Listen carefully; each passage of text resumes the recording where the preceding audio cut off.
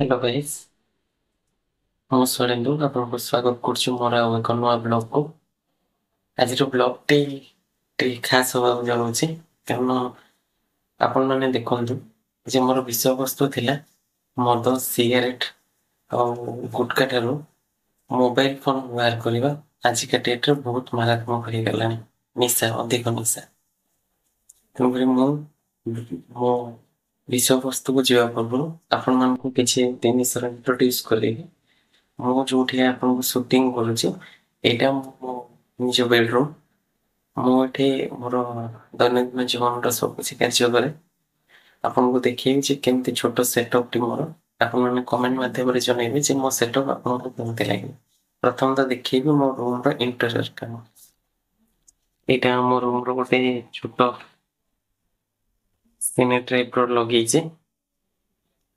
ଏଇଟା ଠାକୁର ଅଛନ୍ତି ଏଠି। ଏଇଟା ତ ନିହାତି ଏସେନ୍ସିଆଲ କମୋଡିଟି ଆଜିକା ଡେଟ୍ର।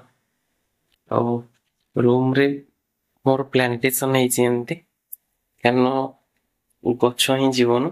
ମୁଁ ଆପଣଙ୍କୁ ମୋର ପ୍ରଥମ ଭିଡ଼ିଓରେ କହିଥିଲି ମୋର ଯାହା ବି ଇମ୍ପୋର୍ଟାଣ୍ଟ ନ୍ୟାସର ଆପ୍ରୁଭ୍ଡ ଗଛ ସବୁ ଅଛି, ମାନେ ପିଓର ଅକ୍ସିଜେନ ଦବା ପାଇଁ କି। ଏଇଟା ସବୁ ଗଛର ସେଟଅପ୍ ଏଇଟା ମୋର। ଆଉ ଇଏ ହଉଛନ୍ତି ଆମ ମହାପ୍ରଭୁ। ଆଉ ଏଠି ଗୋଟେ ଛୋଟ ମନି ପ୍ଲାଣ୍ଟ ଗଛ ଗୋଟେ ଗ୍ରୋଥ ହଉଛି। ତ ଆପଣଙ୍କୁ କେମିତି ଲାଗିଲା ମୋ ସେଟଅପ୍ ମତେ ନିହାତି କମେଣ୍ଟ ମାଧ୍ୟମରେ ଜଣେଇବେ। ଆସନ୍ତୁ ଯିବା ବିଷୟବସ୍ତୁ ଉପରକୁ। ହଁ, ଆଉ ଗୋଟେ ଜିନିଷ, ଏଇ ସବୁଠାରୁ ମୋର ବିୟୁଟିଫୁଲ ଜିନିଷଟା ହେଲା ଏଇଟା। ଆପଣ ଦେଖନ୍ତୁ, ବହୁତ ସୁନ୍ଦର ଲାଗେ ମତେ ଏ ଫଟୋଟା।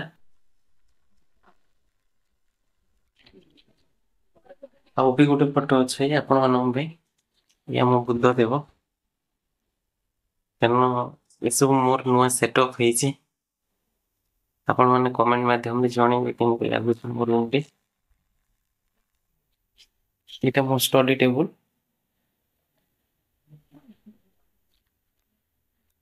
ଏଇଠି ଗୋଟେ ଅଛି ଲକି ବାମ୍ବୁ ଅଛି, ମନି ପ୍ଲାଣ୍ଟ ଅଛି। ହେ ଫ୍ରେଣ୍ଡସ୍, ଆମେ ଆମ ବିଷୟବସ୍ତୁ ଉପରକୁ ଆଜି ଯିବା ଏମିତି। ଫ୍ରେଣ୍ଡସ୍, ଆପଣ ଗୁଗୁଲରେ ଦେଖନ୍ତୁ ଯେ ସୋସାଇଟିରେ ଯେକୌଣସି ନିଶା ନିବାରଣ କେନ୍ଦ୍ର ଅଛି, କିନ୍ତୁ ଆମ ଯୁବପିଢି ମାନଙ୍କ ପାଇଁ ମୋବାଇଲ ଏମିତି ଏକ ମାରାତ୍ମକ ଜିନିଷ ହେଇଯାଇଛି ଯାହା ଆମେ ତାକୁ ଛାଡିକି କିମ୍ବା ତା ପାଇଁ କୌଣସି ନିଶା ନିବାରଣ କେନ୍ଦ୍ର ନାହିଁ। ଆପଣ ଗୁଗୁଲରେ ଦେଖନ୍ତୁ ଯେ କେତେ ଛୁଆ ଡେଥ୍ କରୁଛନ୍ତି ଏଇ ମୋବାଇଲ ବ୍ୟବହାର କରିକି।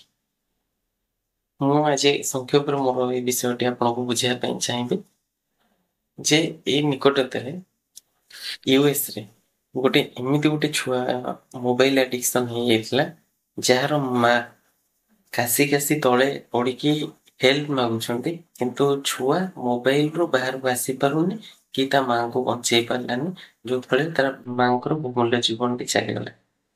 ଆପଣ ଯଦି ଫେରିଯିବେ ନବ ଶତକଡା ଆମ ଛୁଆ ବେଳକୁ, ସେତେବେଳେ ଗୋଟେ ପରିବାରରେ ବାପା ବସୁଥିଲେ, ମା ବସୁଥିଲେ ପାଖରେ, ଘରର ବଡ ପୁଅ ହଉ ଝିଅ ହଉ ପଢୁଥିଲେ ଲଣ୍ଠନ ଡିବିରେ, ସାନ ଭାଇ ବା ଭଉଣୀ ତାଙ୍କ ପାଖରେ ଖେଳୁଥିଲେ। ସମସ୍ତଙ୍କର ସମସ୍ତଙ୍କ ପ୍ରତି ଇମୋସନାଲ କନେକ୍ଟ ଥିଲା। କିନ୍ତୁ ବର୍ତ୍ତମାନ ସେଇ ସମସ୍ତେ ଅଛୁ ଆମେ। ମୁଁ ମୋ ରୁମରେ ବାବା ଅଫିସରୁ ଆସିକି ମୋବାଇଲ ସ୍କ୍ରୋଲ କଲେ, ନ୍ୟୁଜ ଦେଖିଲେ, ମା ରୋଷେଇ କରିକି ଆସିକି ଟିଭି ସିରିଏଲ ଦେଖିଲା, ବଡ ଭାଇ ଭଉଣୀ ମୋବାଇଲରେ ବ୍ୟସ୍ତ ରହିଲେ। ତ ଆମେ ଆଉ ଇମୋସନାଲି କନେକ୍ଟ ହେଇପାରୁନେ କାହା ସହିତ କାହାର। ସେଥିପାଇଁ ଆମର ମାନସିକ ଚିନ୍ତା, ଆମର ଶରୀର ଗଠନରେ ଯୋଉ ଏବେ ହାର୍ଟ ଆଟାକ୍ ହଉ କିମ୍ବା ଯେକୌଣସି ବଡ ବଡ ରୋଗ ଏବେ ଏଇଟା ବୃଦ୍ଧି ହେଇଯାଉଛି, କାହିଁକି ନା ଆମର ଫିଜିକାଲ ଆକ୍ଟିଭିଟିସ ନାହିଁ। ଆମେ ଛୁଆବେଳେ ଯେତେବେଳେ ଆସୁଥିଲେ, ରବିବାର ଛୁଟି ଥିଲା, ଆମେ ଗାଁ ଦାଣ୍ଡରେ ଖେଳୁଥିଲେ। ବାସ୍କେଟବଲ ହଉ, ଗୁଲି ହଉ, କବାଡି ହଉ, କ୍ରିକେଟ ହଉ, ଏସବୁ ଆମେ ଫିଜିକାଲ ଆକ୍ଟିଭିଟିଜ ଗେମ୍ ଏବେ ଥିଲା। ଏବେ ଯୋଉ ଛୁଆ ସବୁ କୋମଳବତୀ ଛୁଆ, ଏମାନେ ଏବେ ମୋବାଇଲ ଗେମରେ ଆଡିକ୍ସନ ହେଲେଣି। ଆଉ ଫିଜିକାଲ ଗେମ୍ ସେମାନେ ଜାଣନ୍ତିନି, ଆମେ ଯେତିକି ଖେଳୁଥିଲେ। ତ ଏଥିପାଇଁ କି ଆଉ ଏବେ ବର୍ତ୍ତମାନର ଏସବୁର କାରଣ ହେଲା ବାପା ମା। କାହିଁକି ମୁଁ ଆପଣଙ୍କୁ କହୁଛି ବାପା ମା, କାରଣ ଏବେ ବାପା ମା ଅଫିସ ଯାଉଛନ୍ତି, ଛୁଆଙ୍କ ପାଇଁ ଟାଇମ ନାହିଁ। ତ ମୋ ଛୁଆ ଟିକେ ଖାଇବ ମୋବାଇଲ ଦେଖିକି ତାକୁ ଖୁଆଉଛନ୍ତି, କି ମୋ ଛୁଆ ଜିଦି କରୁଛି ତାକୁ ଟିକେ ମୋବାଇଲ ଦେଲେ ସେ କମ ଜିଦି କରିବ। ଏମିତି ହେଇକି ସେମାନେ ଆଉ ଛୁଆଙ୍କ ପାଇଁ କି ଟାଇମ ବାହାର କରିପାରୁନାହାନ୍ତି, ଯୋଉ ଯାହା ଫଳରେ ଛୁଆ ମୋବାଇଲ ର ଆଡିକ୍ଟେଡ ହେଇ ଚାଲିଛି ବର୍ତ୍ତମାନ ସମୟରେ। ତ ମୋର ବିଷୟବସ୍ତୁ ଏଇଆ ଥିଲା ଯେ ମୋବାଇଲ ଫୋନ, ମଦ, ସିଗାରେଟ, ଗୁଟଖା ଠାରୁ ବି ଅତି ଭୟାନକ ନିଶା ହବାର ଚାଲିଛି ଆମ ଯୁବପିଢି ମାନଙ୍କ ପାଇଁ, କୋମଳବତୀ ଶିଶୁ ମାନଙ୍କ ପାଇଁ।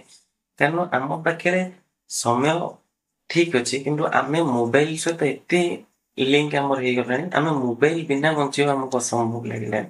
ଯୋଉଠି ଆମକୁ ଆମ ଛୁଆ ବେଳେ ଲାଗୁଥିଲା ନାଇଁ ଆମେ ଟିକେ ଖେଳିବାକୁ ଯିବୁ, ଆମ ମା ଆସିକି ଆମକୁ ବାଡେଇ ବାଡେଇକି ଆଣୁଥିଲେ ଗାଁ ଦାଣ୍ଡରୁ, କି ବାବା ଆସିବେ ଅଫିସରୁ, କି କୌଣସି କାମ ସାରିକି ଆସିବେ, ଆମେ କେମିତି ସେଇ ସମୟ ଭିତରେ ଘରକୁ ପଳେଇବା। ଏସବୁ ଜିନିଷ ଆଉ କୌଣସି ନା ସହରାଞ୍ଚଳରେ ଅଛି ନା ଗ୍ରାମାଞ୍ଚଳରେ ଅଛି। ଆମେ ଏବେ ଗୋଟେ ଏମିତି ପଦାର୍ଥ ବା ଏମିତି ଗୋଟେ ଜିନିଷ ପ୍ରତି ଆମର ନିଶା ହେଇଗଲାଣି ଯାହାକୁ ଆମେ ଛାଡିକି ବଞ୍ଚି ପାରିବାନି। ସେଥିପାଇଁ ମୋର ଏଇ ଭିଡିଓ ମାଧ୍ୟମରେ ପ୍ୟାରେଣ୍ଟସ୍ ମାନଙ୍କୁ ଅନୁରୋଧ ଯେ ସେମାନଙ୍କ ଛୁଆଙ୍କ ପାଇଁ ଟିକେ ଟାଇମ ବାହାର କରନ୍ତୁ।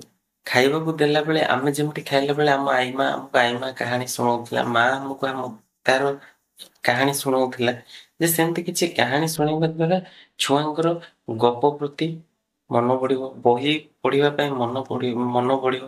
ତାଙ୍କୁ କିଛି ଗପ ବହି ଦବା କିମ୍ବା ବାପା ମା ତାଙ୍କ ସହିତ କଥା ହେବା, ଏମିତି ହେଲେ ସମାଜରେ ମୋବାଇଲ ର ବ୍ୟବହାର ଟାକୁ ଆମେ କିଛି ମାତ୍ରାରେ କମେଇ ପାରିବା।